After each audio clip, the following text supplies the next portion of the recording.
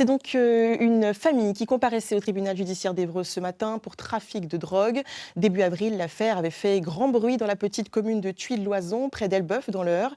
Les gendarmes avaient démantelé le réseau spécialisé dans la vente de cocaïne et d'héroïne dans 4 départements de la région. Les détails, Adrien Develay et Dounia Siriourad.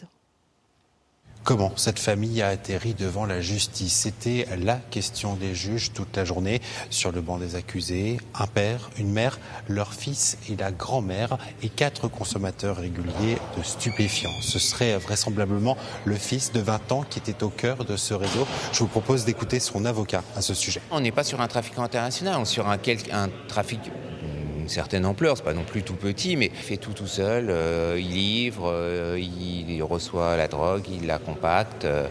En fait, il a un rôle, il fait multiservice, entre guillemets, multitâche. La coopération familiale, si on peut l'appeler comme ça, elle a commencé en mars 2026 lorsque le jeune homme a reçu de sérieuses menaces de la part de trafiquants rivaux. J'ai eu peur pour lui, l'amour pour mon fils m'a fait perdre pied, a déclaré la mère à la cour.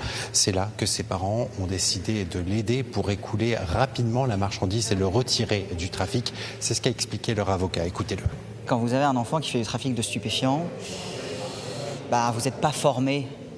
Vous ne savez pas forcément comment réagir. Ils se sont mis à le protéger envers et contre tout.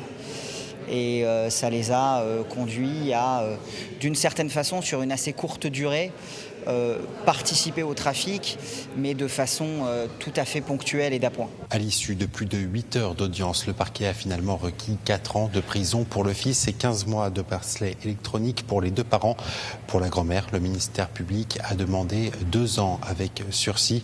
Quant aux 4 clients, des peines allant de 24 à 30 mois de réclusion ont été demandées avec une part de sursis à chaque fois.